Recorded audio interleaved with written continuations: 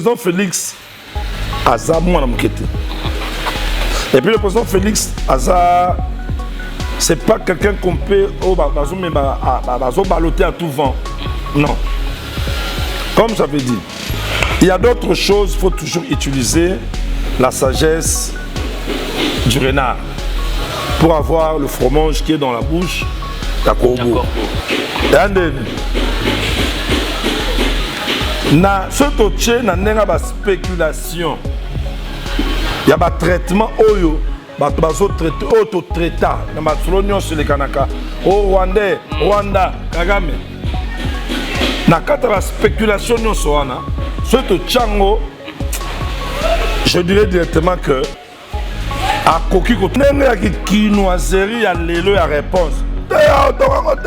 C'est comme on dit, attaque Mboka. Raisonnement ya lelo. Il faut que fan personne après ça son bongo. Ce pénal dans la souci on sort ndam te malam. Après ça biso. Et puis na moment nini. Na moment non. Mboka zana boyina makambe kende net ndezo kende te. Avait pris Mobutu en otage. Du temps de Mobutu, bien qu'il y avait moi bah industrie à Mike, hein, tu es pas qu'il y mettait industriel, na résidentiel. Ezalak. Ce monde. Mais par rapport à la richesse d'Abisso, on ne pouvait pas avoir. D'abord, on peut se conseiller. Et m'acheter à garder bande. Tu sikoy. Monsieur le président Fayoulou à perdre valeur na crédibilité moko.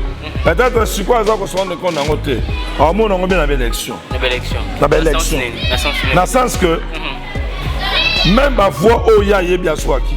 OK. Oh azwa qui c'est les qui a remporté l'élection. Té. Oh ça là que ad ma deuxième. OK. Donc non. Il y a oyo. Oh c'est ad ma deuxième. Il y a oya malo. Soit qui 80%. Hein?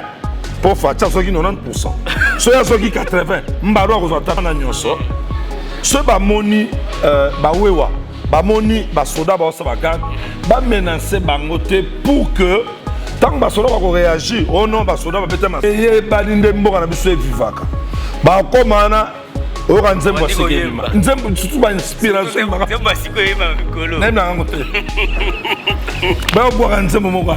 Taba boka bango moko ba bandi pe ba yembe pe bandi ko attaquer ko fin.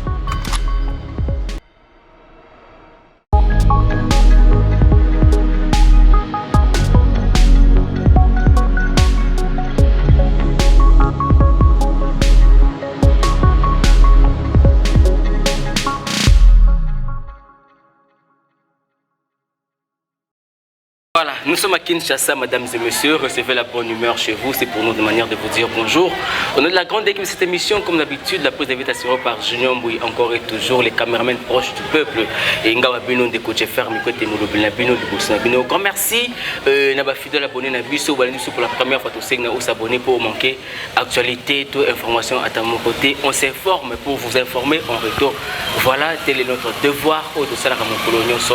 Si j'ai actualité, Zali est belé, entre autres. Les autres au Bongo, gratuité enseignement, nan a bafoué en est de l'église catholique par rapport à la loi de condition bapesi $300 pour na frais scolaires. Topé ezali l'état de azang ba infrastructure scolaire où ezali ko permettre na été et ko garantir gratuité d'enseignement. Donc c'est également sécurité Yambo Cannabis parti Est Paul Kagame alinga sala don bamsus ba ezali cadeau empoisonné $30 millions coût oyo azali ko tonga bongo village moderne pour na ba sinistré ya volcan Nyiragongo. Donc solango également la 4 émission oyo na l'homme dédié apôtre Chibangunda Zalibongo invité Nanga na Mokwalelo. Apporte Chibangu, bonjour. Bonjour journaliste Mikwete. Tu as bien l'émission Abisso sous les lots, vie, sujet actualité.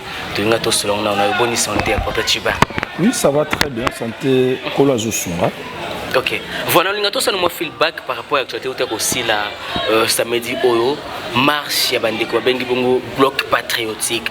Tout le monde bongo bandeko ya Lamuka, bandeko ya FCC, clan Kabila, tout le monde bandeko ya Mila Pro, ils allaient regrouper église mususu plutôt, na bandeko mususu ya CLC, basangane. Église de réveil. Na église catholique mususu pour dire non na régime dictatorial. Il y a Félix, on a déjà anticipé fraude dans l'élection en 2023. Non. Réaction par rapport à la marche, on est le 13 novembre. Ok, coup de chapeau na président Félix. Pourquoi? La question posée, quand tu dis déjà que Bazolinga, Balongola, esprit dictatorial. On a tendance à vol. Déjà c'est faux. C'est parmi les présidents précédents, vraie démocratie autobandie qu'on vivre. Surtout dans le domaine de la marche. Dans le sens que marche Oyo elle est qui sans problème. Itinéraire bazouaki, bazouam. Basaliango nenge. Botanano batu oyo bazala ba animateur ya vision ya monsieur Kabila ba marcher sans problème. Ba Chadari ba Nemi ba marcher ba tungisi bangote ba bulisi bangote. Là ça montre déjà que démocratie véritable. Est-ce que la maturité politique c'est ba marcher qui était? Tout ça c'est démocratie. Démocratie. Et ça, maturité politique, on va respecter l'itinéraire. Contrairement à l'IDPS au pouvoir, si on a 15 ans, on va na Kingasani. La majorité politique, il va marcher, peut-être. Et ça, majorité politique, va marcher. Maturité politique plutôt. Maturité, non. Rien de maturité. N'a pas de marche. Déjà que Monsieur Félix a aussi la bien à retourner sa volonté dans la marche. Baromo ba yebaki. Ce ba yebaki président Félix a sa dictateur. Banga ba bimati. Et ba animateur ya kalawana vision ya monsieur Kabila wana. Ba bimati po ba kolipe ba lembi pe mbongo sunde zakite.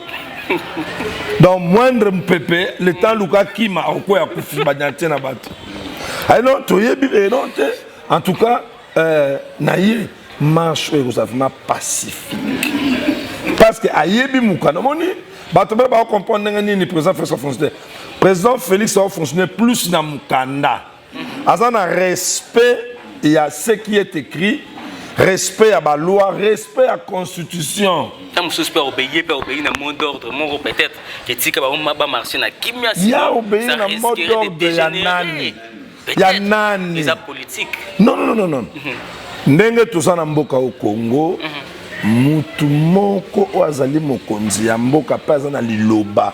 Eza président Félix na mindele o bakambaka ba Afrique, bakambaka mboka. Mutako sabino te. Omoni bato ebele bazoe bate e bonga wana.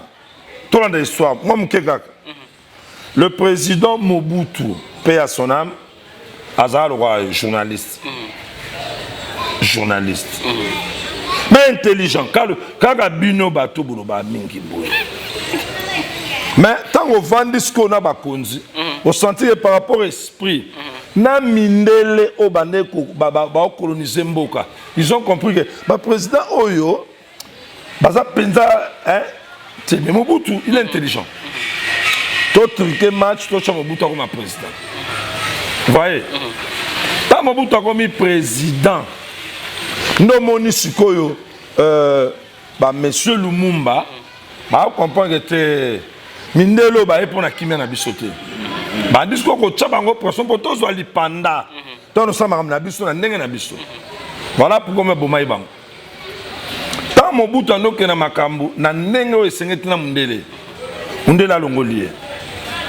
Attends, Mundela avait toute la force ya okota kubomaime. Comme il était faible, bah fongole ka brèche matin za marocain no car. Bazu papa Nabiso. Tu sais qui pouvait tuer le président Kabila Awa. Le président Mouzé. Awa. Personne. Autre politique ou on a trésor. Mundele comme Tako Salango.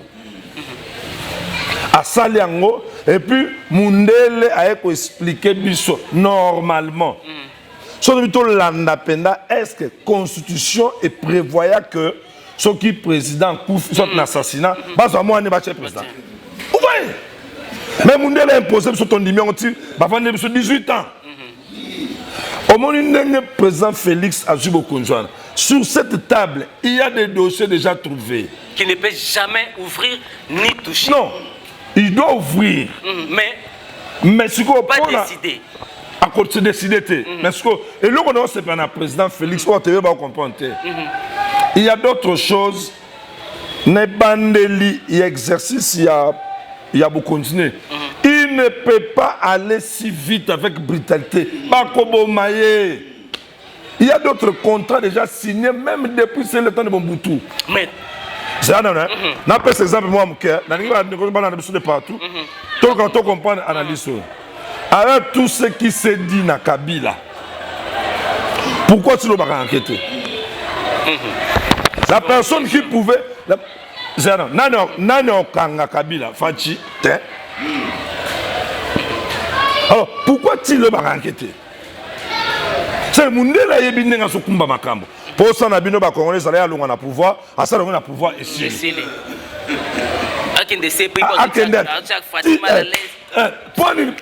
Pourquoi ils ont ça la matin? En dépit de la greffe, nous sommes battus. Nous sommes battus. Oh, Akunda Batu.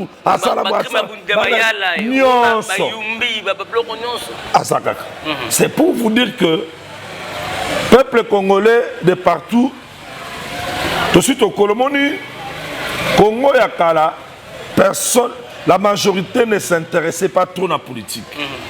Mais, vu passe ils ont connu dans Mboka, nous sommes Luka Yeba. Nous tout comme politicien, maman m'a pas comment la politique. Nous tout comme politicien. Et puis ma casque na résumé à Fati hein. On dirait que les Kengi balingi susté à rouler batunde Kabila roulage. Et to la muka depuis sera Kabila. Mais avec ampleur même au moment yoga, tu as raison dans sens ligne. Sur le bique et la muki na période de surtout comme vigilant. Bon, mon Tolongo dit déjà, président a longé. Tu as 2 ans, 3 ans. Tu as la pression au président. C'est-à-dire, si Mando ici, là, président n'a gouvernement, il n'a sacré. Si tout le monde a 5 ans, ils doivent soulager le peuple. Évidemment. Attends, au moment de la situation, tout ça, on est lélo. Soit que tu as 5 ans, en tout cas, et vous n'allez pas si on a. Vous avez quand même conscience que la situation où vous avez 5 ans et Simbate. Non, non, papa. Par rapport, il y a un point à sommaire. Naza Kinoa na Funakin. Si on a dit que Mboke aucun de bien, c'est que tout le monde est l'hypocrisie au Sungamokonza Mbokate. Tout le monde est bien.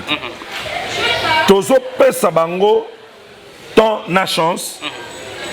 Va traiter le dossier Oyo et ont dérangé plus peuple. Aussi intérêt politicien.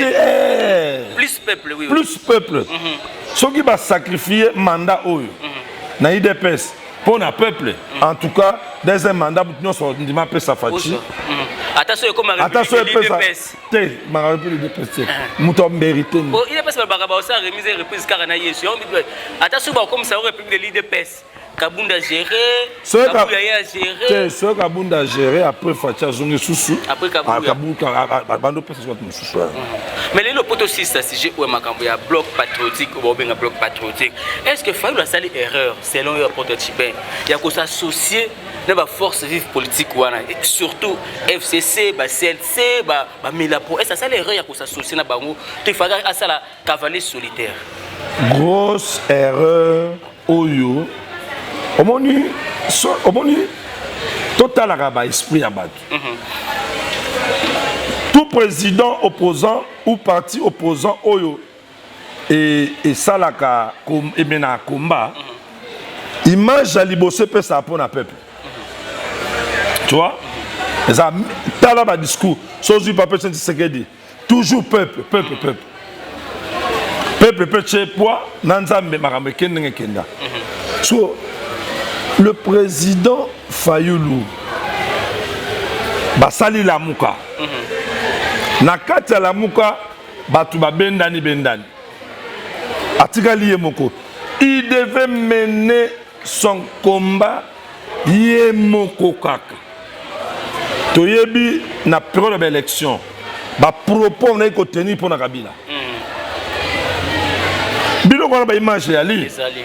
Ba propos wana zaki mabe makasi. Après kaka muto ba na ko linga alongwa. Au traité pour le belé nyonso. OK sikoyo ko s'associer lisusu na mais ça on ça d'abord esa dimension il y a erreur oyo.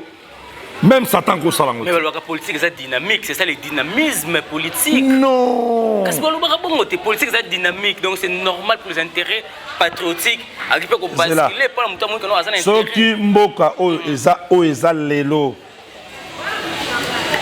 Par ya munene o mboka o lela, eza na régime ya monsieur Kabila. Et ses acteurs. Monsieur Fayoulou, Toyebi, Tomoni, Nengeni peuple pour soutenir, il y a un homme mené combat pour ne pas fatiguer. Amena combat pour la Kabila. Maintenant Kabila longue na bokonzi. Siko na 2 ans kako. 3e année en Gotokeni. Oko sanga pour mener combat na yo contre Fati. Donc ça dit à perdre de crédibilité. Ceux qui battent parti na yeba sincère. Ba prochain ba sincère. Tant nga okendo ne fa ki ba pekisayi. Omoni président papa Etienne Tshisekedi. Les 32 ans de Mobutu a qui Yemoko. Il dépêche na batu ebele. Bakibasa, Babangouz, Baliaou. Mobutu a corrompre bango nyonso. Mais papa Etienne a tiré qui Yemoko. A kena combat wa. Kena même combat. D'abord, on peut se conseiller. Et m'acheter à garder bande na ye. Ti sikoyo. Monsieur le président Fayoulou à perdre valeur na crédibilité moko. Peut-être si quoi ça qu'on se rende compte en côté. En mon on bien la élection. Dans le sens que même ma voix au ya bien Zwaki. OK. O Zwaki l'élection a remporté l'élection. Té. O ça là que ad ma 2e. OK. Donc non. Il y a Oyo, on c'est ma 2e. Il y a Oyo Mbalo. Soit qui 80%. Hein? Pour faire ça, soit qui 90%. Soit qui 80%. Mbalo vous avez 30. Bon. Et ça, au moment où si vous avez un monde politique, tout ce qu'on a, il y a un empoisonnement. Tu y a que ça, tu as sauté le sommet de notre azamuta eni on sakanate. Et que muto nga suka dans salle boule. On ne sait jamais qu'est-ce qui s'est passé tant que ça la négociation. Pour que basangana la muka la pro est-ce que l'on est l'équipe wana le la monde politique la politique na biso il y a toujours la politique bobo Jeffer azo matatro bana ba tout toi Jeffer o ba muna ba mbuyi bakazali OK ça va batali anana wana bango to di jino ya kanana nene ni muna te mutona bo ne pe to sola so de l'opina Kabila benge bon sola na bango c'est vrai dans la vie il faut qu'on yeba kozala déterminé c'est-à-dire là je parle maintenant comme un pasteur. N'oublie jamais, si tu es leader, sache que pendant aucun tina souka, il y a vision de tant que leader.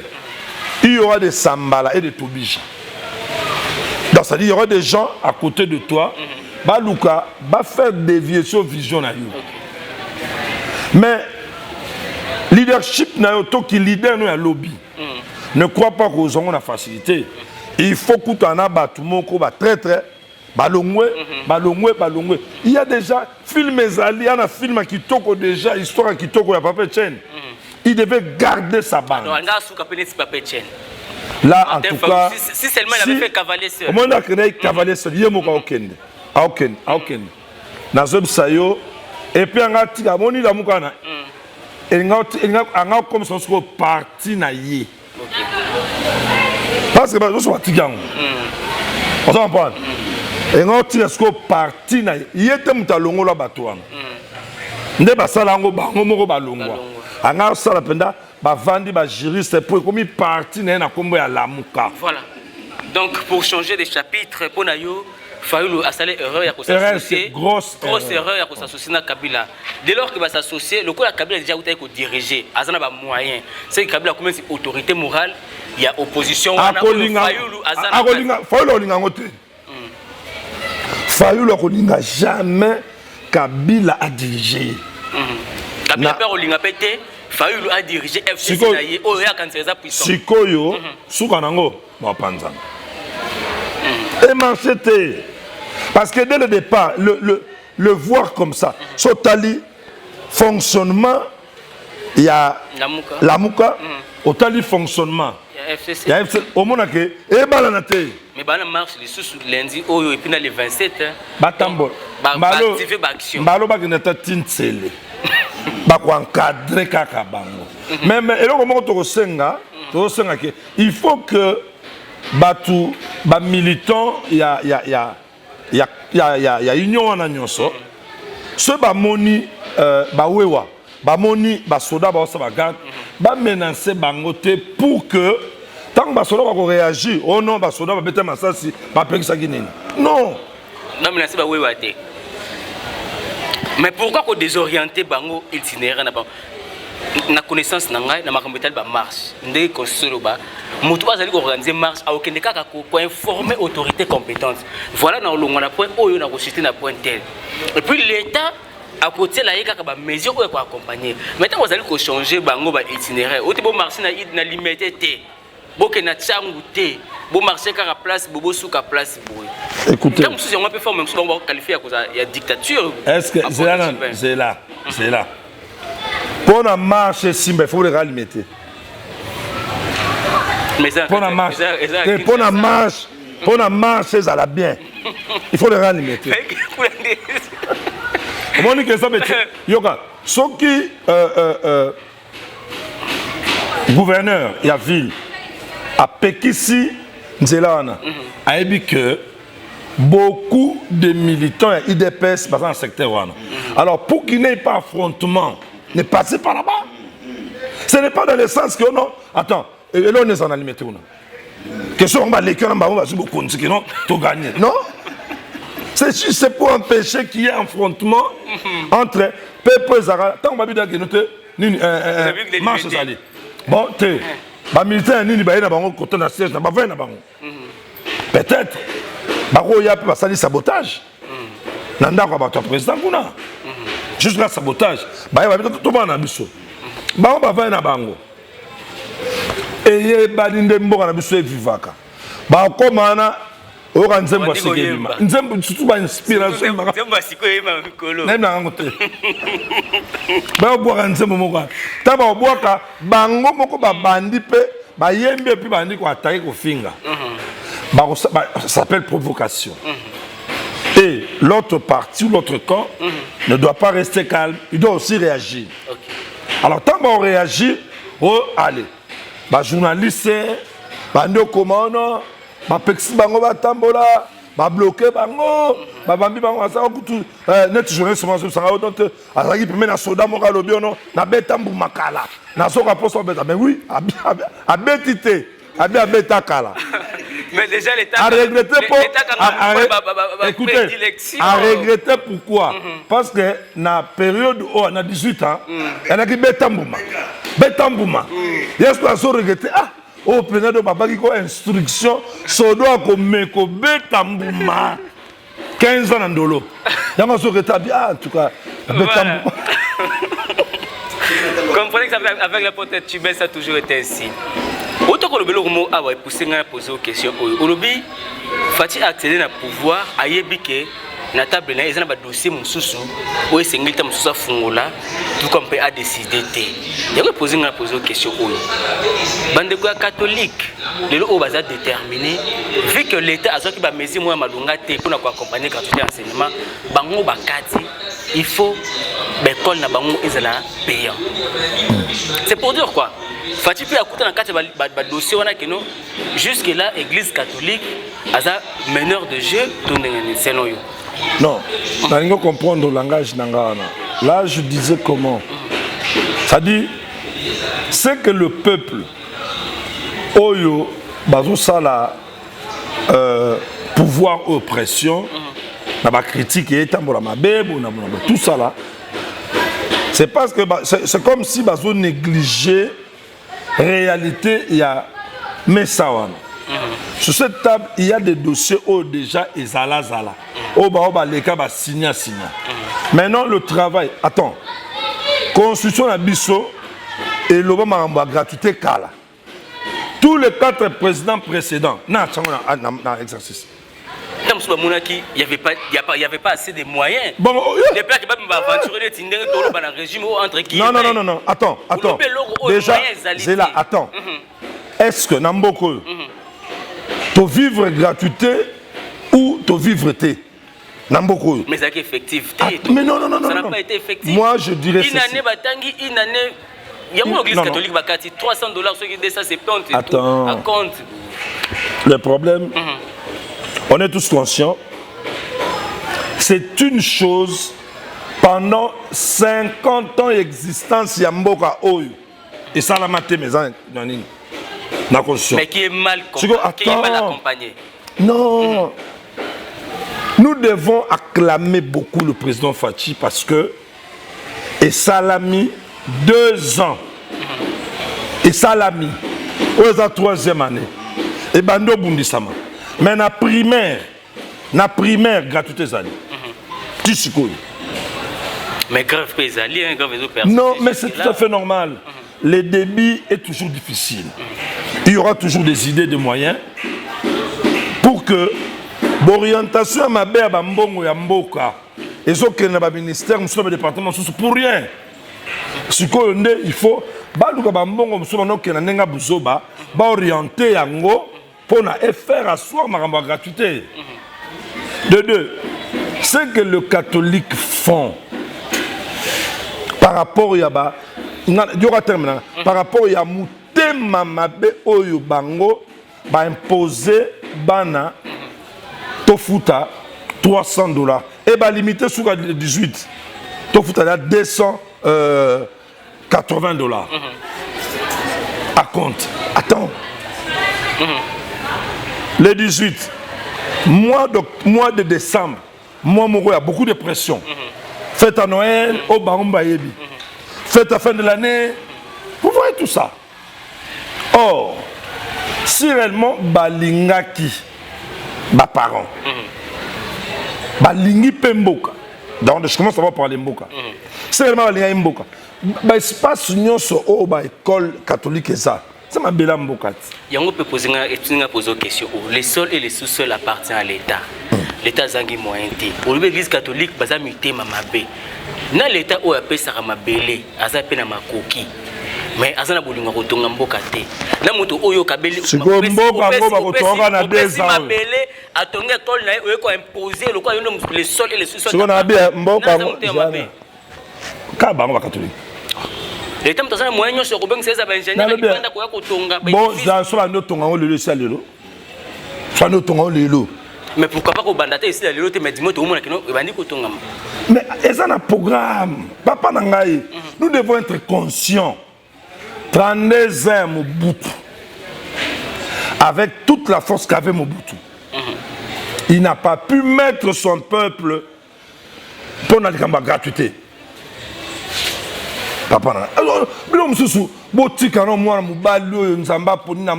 président Fachi Asala. La pression c'est normal. Et sa pression c'est normal. Ça lui aide de faire asseoir les choses. Parce qu'on a besoin de marche pacifique véritable. Tous les années passées, marche moto ça pacifique c'est ça car il y a des bossos en haut pacifique au vrai sens du mot il y a des bossos en haut on va préparer plus que pacifique on va préparer sona bah on va pouvoir bah nous peut ça tout bah temps bah mai bah ji pas observer tout ça que na marche tout le monde comment est-ce que bah confrère na biso journaliste ali banda ba yaki ba ozo ba image et puis makambo nyos ba déclaration nyos pe banda osala banda qui ne faisait que noter comme fut le cas na régime ya kala ba greffe na nyos yo na mtu ya yo qui ata mutu mwa zuka ki akufuna mutu mwa ba masa se betaki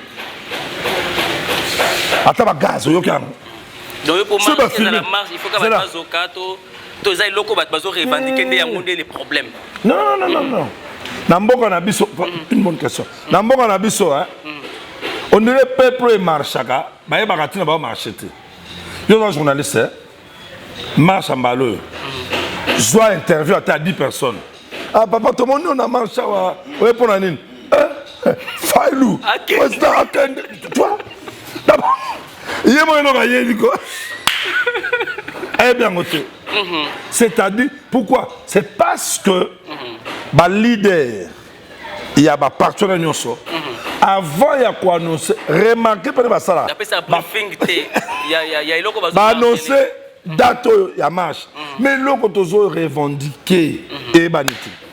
Voilà, merci beaucoup. Petit à petit, déjà nous tendons vers la fin de cette émission. Le temps pour moi de permettre d'inviter Nanga Soufflement Mouké. Grand merci à la grande équipe de cette émission. Je n'oublie encore et toujours.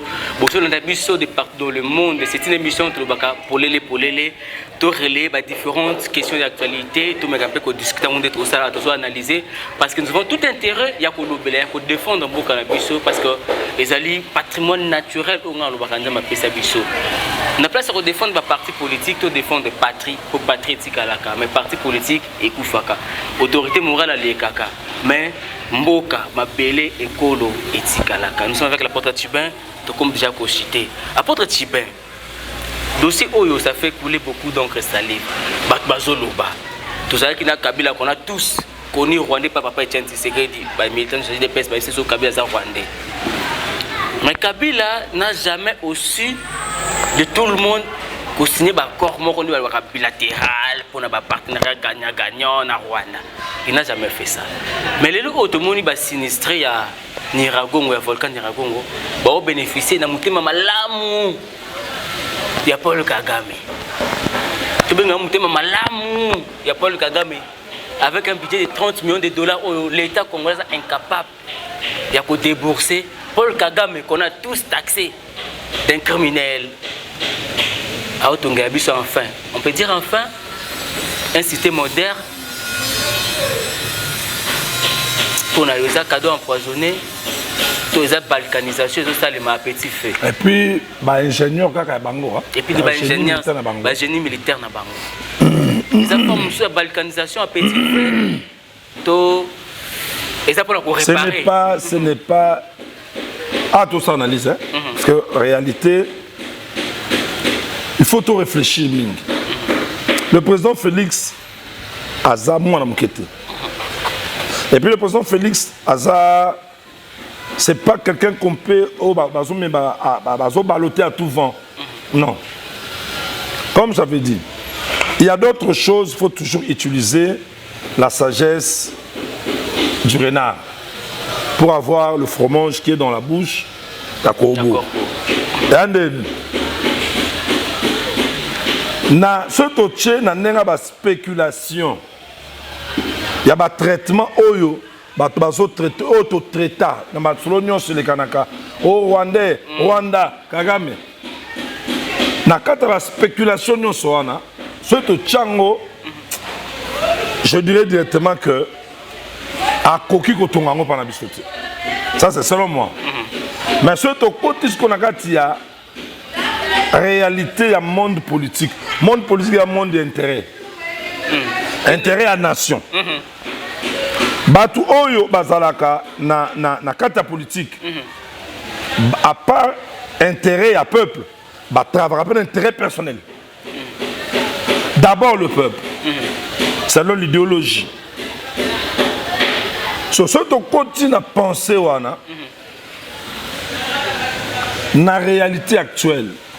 ndenge ba Rwanda baza par rapport na biso biso l'équipe on a makulu mabele ba sous-sol mais mboka na bango na biloko ebele bango ba yibi awo baza na content te ba ko ba premier position à content na bité sur les obota wapi mais baza na ngote Fatia Sali ba tongisi zina ya raffiner ba minerai kuna mais baza na ngote te au moins sur le big Fatia Sali moi je pense que et donc regarde quand la spéculation mais il n'y a pas de preuve ok il y a que dans salon c'est vrai au moins pour moi que Sali congolais à quoi bimisa solo moko boye net la majorité ba kinois ce sont des bon excusez-moi majorité ba kinois mingi bazaka te attends bazaka na moi complexe ya bato talibanda atana bana bandana pour na bila atana bana banda ba buda batutu mais où tata libanda ya mboka ou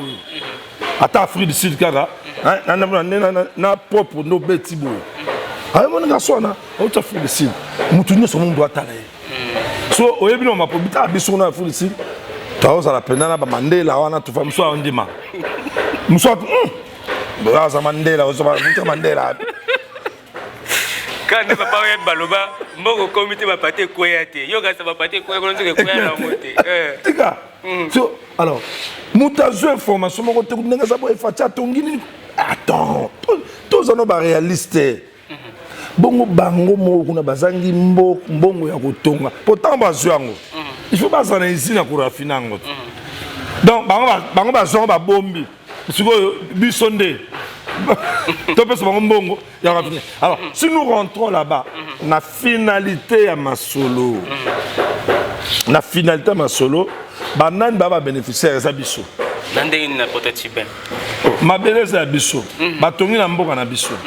Mais ben ingénieur na bango, plan ya bango. Problème est ça te. Ba on va sali plan. Contre-expertise kozala.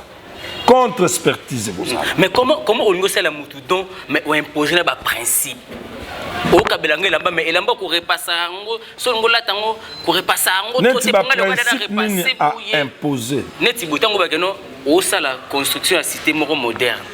Au PC Kounango 30 millions de dollars. Mais, génie civil, militaire, n'a pas la construction. On n'est pas seulement se limiter kaka. Pour sa place, on a tout la cité moderne. Voilà les budgets, Yango, et puis ça le reste. Au moins une question, hein? Et ça, sous la question, il y a réflexion.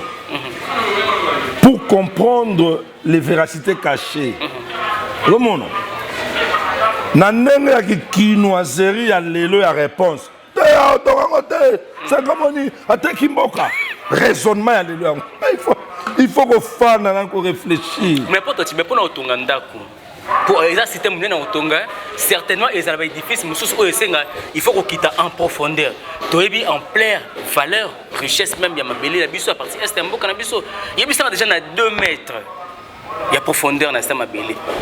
Mais ce que ont un point de vue nangai, étant patriote moi na mboka, d'abord connaissant tout ou pas, net na ba vie nanga, je suis pas d'accord. Pour la construction à cité moderne. Pour nanga. On d'accord. Après ça son bongo, biso tout. Ce pénal dans la souci sur la ndam te malam. Après ça biso et puis na moment nini. Na moment non. Mboke ça na boyina makambo ekende net ndezo kende te. So bon. Là, par exemple pour mon avis personnel, c'est pas le moment. Si je veux faire ça, qui nous donne cet argent, merci beaucoup, Président Kagame. Biso mokonde tokotonga. Pour bato bavanda na baza ba Congolais. Baba Rwandais te. Biso mokonde totonga, biso mokonde tosala makambo na biso. Olobelo moko très important. Souka, ils vont creuser. Peut-être nous se dépendant quand nous lingo tonga. Omoni. Bako tonga le mot simple.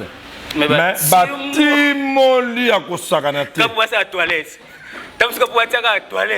Et puis ma attaque morceau ma belle boy et bimi de bandate. Nyon ce sokota Rwanda. Ba kendo yungu la kuna. Alors ça je ne suis pas vraiment d'avis. Voilà, tout comme la souka portative. Mutuna moko yewe matanga tango nyoso. Est-ce que les Congo demeurent faibles devant les 9 pays frontaliers? le Congo jusque-là. Depuis 1960, si le Oyo, on dirait taux d'Amérique faible, malgré... Depuis 1960, là il faut rectifier. Tant que l'Amboka n'est fort, au biso qui faible, il Mobutu. Mais je dis en termes de prise de décision, mon soso. En termes de partenariat, gagnant-gagnant. C'est toujours les dons du peuple, ceux qui nient pour le Congo. Le Congo n'a jamais fait un don en Boka Mokata Mpanzi. C'est ce qui fait notre faiblesse, on dirait. C'est on Tala, tout cela m'a bien. Tout cela m'a bien. Les Blancs avaient pris Mobutu en otage. Du temps de Mobutu, bien qu'il y avait moi industrie à Mike, hein, tu sais pas qu'il y mettait industriel, na résidentiel. Et Zalak. Mais par rapport à la richesse d'Abisso, on ne pouvait pas avoir que ça. On devait en avoir des bélés dans le soukole. Dans le régime, il y a papa, on a 18 ans. Nous se koufi. Nous se koufa. Osomon. Maintenant, to luka, to yeba, to tala, maël nini au président Fachi Azanam. Dans 3 ans, nous avons eu salate oyo, à kumba maramna brutalité, to bacheba moyen, maramoko, nous c'est salami. Voilà. Merci beaucoup, Apôtre Tchibin, pour notre disponibilité. Merci beaucoup. En résumé, et puis on peut s'appeler les canisters, les canisters, d'abord, pour une offre, il y a le président Kagame, président Fachi et le gouvernement Nyoso. Tout ce qui est bon, on appelle ça, biso moko totonga. Na manenge na biso na maile na biso. Tu avais dit comment on appelle ça aux chemises dans deux bonnes chemises sur l'onga na main mungwa. Et puis so bimisi yango ko kamola ngote. Mais ça a raté. Au kabeli na voiture, lui na tamola na onga na butu na moi ko tamola ngote. Dans ces ans on a raté. Alors, là déjà on a fait 6 points de vue nanga. Si réellement il a ce bon cœur d'aider notre pays, en tout cas après ça ga mbongo biso moko totonga.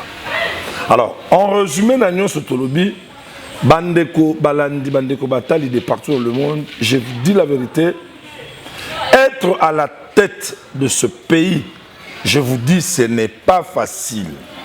Si tu marches en rencontre de ce que tu as trouvé sur la table, Bakobomayo Natamuke, pour négocier avec les réalités, Oyokuti Namesa, na bamindele ngal baka bona bamindele ko solo la ya malamu.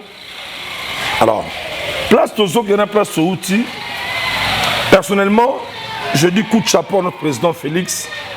Ça pour moi je dis que na makambo est belé et que bien difficulté à ma casse dans la sociale jusque là social éducation en tout cas ça marche pas.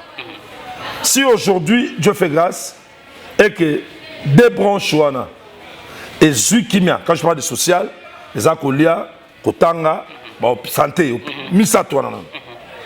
en tout cas, si ça devient facile, moi je vous dis, trop baxé sous 3 mandats. Voilà, merci beaucoup votre contact, Apôtre Tchibin. Oui, bon, plus 243 998 122 440. Un grand merci et que Dieu bénisse notre caméraman charismatique. Proche du peuple. Et puis honnête, hein, très honnête. Junior Mbouyi. Zambouite Mbouyi.